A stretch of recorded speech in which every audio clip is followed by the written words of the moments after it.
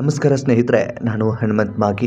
ಈ ಒಂದು ವಾರ ಬಿಗ್ ಬಾಸ್ ಮನೆಗೆ ಅಭಿಮಾನಿಗಳಿಂದ ಅಥವಾ ವೀಕ್ಷಕರುಗಳಿಂದ ಕೆಲವು ಸ್ಪರ್ಧಿಗಳಿಗೆ ಕೆಲವೊಂದು ಲೆಟರ್ಗಳು ಬಂದಿದ್ದಾವೆ. ಆ ಲೆಟರ್ಗಳಲ್ಲಿ ಯಾವ ಪ್ರಶ್ನೆಯನ್ನು ಪ್ರಸ್ತಾಪ ಮಾಡಬೇಕು, ಯಾವ ರೀತಿಯಾದಂಥ ಪ್ರಶ್ನೆಗಳು ಬಿಗ್ ಬಾಸ್ ಮನೆಯಲ್ಲಿ ಹೋಗಬೇಕು ಅನ್ನೋದು ಬಿಗ್ ಬಾಸ್ ಟೀಮ್ ಸೆಲೆಕ್ಟ್ ಕೂಡ ಮಾಡಿಕೊಂಡಿರುತ್ತೆ.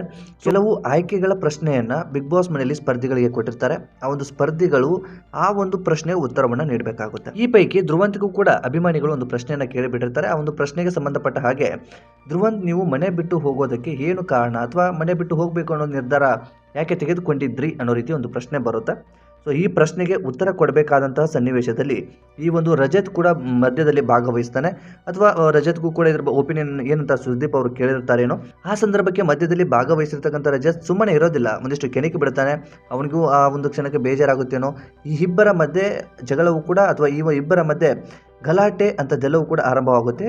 ಅದರಲ್ಲೂ ಕೂಡ ನೀವೆಲ್ಲರೂ ಕೂಡ ಮುಖ್ಯವಾಗಿ ಗಮನಿಸಲೇಬೇಕು, ಸುದೀಪ್ ಅವರ ಹತ್ರ ಯಾವುದೇ ರೀತಿಯಾದಂಥ ಪರ್ಮಿಷನ್ ತೆಗೆದುಕೊಂಡಿರೋದಿಲ್ಲ. ಅಂದರೆ ಸುದೀಪ್ ಅವರು ಪರ್ಮಿಷನ್ ಕೊಡದೆ ಯಾರಿಗೂ ಕೂಡ ಮಾತನಾಡೋಕ್ಕೆ ಅವಕಾಶ ಇರೋದಿಲ್ಲ. ಒಂದು ಯಾರೋ ಮಾತನಾಡಬೇಕು ಮಧ್ಯದಲ್ಲಿ ಅಂತಂದಾಗ ಅವರು ಕೈಯನ್ನು ಎತ್ತಬೇಕಾಗುತ್ತೆ. ಅದಕ್ಕೆ ಓಕೆ ಅಂತ ಪ್ರತಿಕ್ರಿಯೆಯನ್ನು ಸುದೀಪ್ ಅವರು ಕೊಟ್ಟ ಸಂದರ್ಭದಲ್ಲಿ ಮಾತನಾಡುವಂಥ ಅವಕಾಶ ಇರುತ್ತೆ. ಆದರೆ ಸುದೀಪ್ ಅವರು ಮಾತನಾಡಬೇಕಾದಂಥ ಸಂದರ್ಭದಲ್ಲಿ ಇಬ್ಬರು ಕೂಡ ವೇದಿಕೆ ಮೇಲೆ ಜಗಳವನ್ನು ಪ್ರಾರಂಭಿಸಿಬಿಡ್ತಾರೆ. ಈ ಕುರಿತಾಗಿ ಒಂದಿಷ್ಟು ಮಾಹಿತಿಯನ್ನು ಗಮನಿಸ್ತಾ ಹೋಗೋಣ.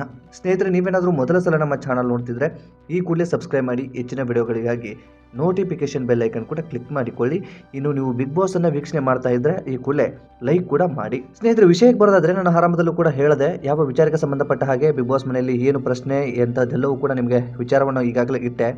ಸೊ ಈ ಒಂದು ಪ್ರಶ್ನೆಗೆ ಉತ್ತರವನ್ನು ಗಮನಿಸ್ತಾ ಹೋಗೋದಾದರೆ, ಇದು ಸರಿನಾ ತಪ್ಪಾ ಅಂತ ನಾವು ಯೋಚನೆ ಮಾಡ್ತಾ ಹೋಗೋದಾದರೆ, ಒಂದು ಅಭಿಮಾನಿಗಳಿಗೆ ಪ್ರಶ್ನೆಗೆ ಉತ್ತರವನ್ನು ಕೊಡಬೇಕಾಗಿರ್ತಕ್ಕಂಥದ್ದು ಧ್ರುವಂತ್ ಕರ್ತವ್ಯ ಆಗಿತ್ತು.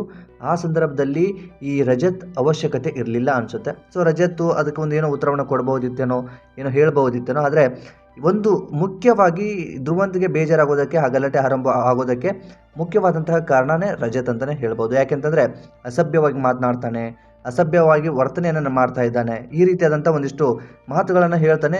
ಅದು ಧ್ರುವಂತ್ ಅಸಭ್ಯವಾಗಿರ್ತಾರೋ ಇನ್ನೇನಿರ್ತಾರೋ, ಸೊ ಅವರ ಒಂದು ವೈಯಕ್ತಿಕ ವಿಚಾರ ಇರ್ಬೋದೇನೋ.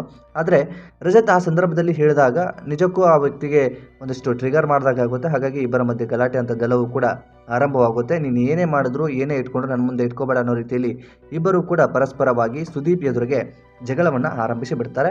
ನಂತರ ಏನಾಯಿತು ಅನ್ನೋದು ಒಂದು ಟ್ವಿಸ್ಟ್ ಆ ಸಂದರ್ಭದಲ್ಲಿ ಆಗುತ್ತೆ. ಸೊ ಇದಿಷ್ಟು ಒಂದು ಪ್ರೋಮೋದಲ್ಲಿ ಇರುವಂಥ ಮಾಹಿತಿ, ಒಂದು ಪ್ರೋಮೋದಲ್ಲಿ ಹೈಲೈಟ್ ಆಗಿರ್ತಕ್ಕಂಥ ವಿಚಾರ. ಈ ವಿಚಾರಕ್ಕೆ ಸಂಬಂಧಪಟ್ಟ ಹಾಗೆ ಈ ಒಂದು ವಾರ ಬಿಗ್ ಬಾಸ್ ಮನೆಗೆ ವೀಕ್ಷಕರಿಂದ ಕೆಲವು ಪ್ರಶ್ನೆಗಳು ಅಂಥದ್ದೆಲ್ಲವೂ ಕೂಡ ಕೆಲವು ಸ್ಪರ್ಧಿಗಳಿಗೆ ಬಂದಿದ್ದಾವೆ.